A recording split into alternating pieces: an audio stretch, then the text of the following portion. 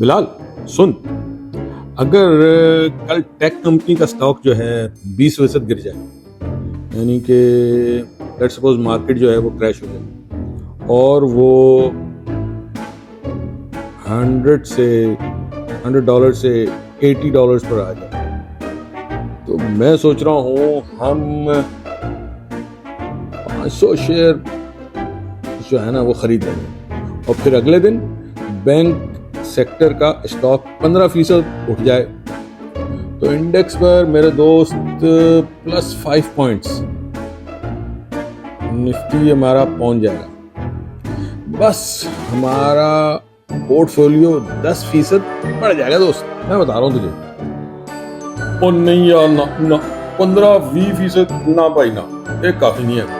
अगर tech company 25% गिरे crash की वजह से और वो 100 से 75 पर, हाँ, और बैंक सेक्टर 20% पॉइंट्स का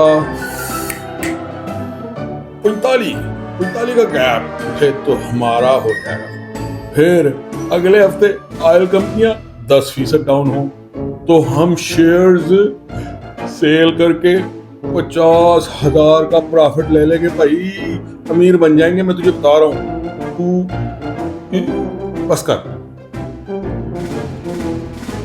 तो ठीक है, अगर ऑयल कंपनियां डाउन ना हो बल्कि यानी कि बराबर रहें तो फिर हम गोल्ड इन्वेस्टमेंट में शिफ्ट कर देंगे।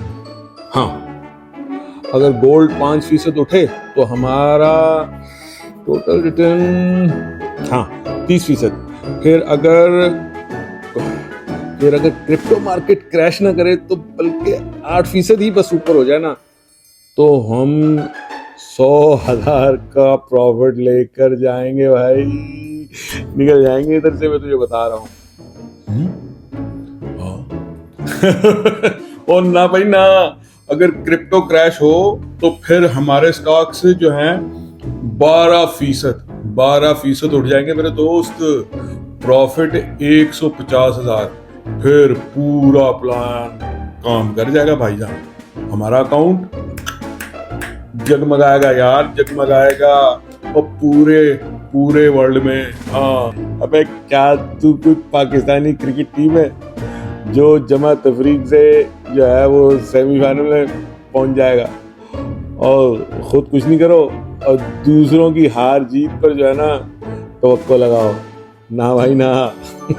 अपने पे भरोसा करो भाई, अपन लोग पाकिस्तानी क्रिकेट टीम नहीं है तो दूसरों के आने जाने पर ही हम तवक्को लगाए और सोचें कि हम सारा स्टॉक मार्केट उठा के ले जाएंगे। ना भाई ना, अपन पाकिस्तानी क्रिकेट टीम नहीं है।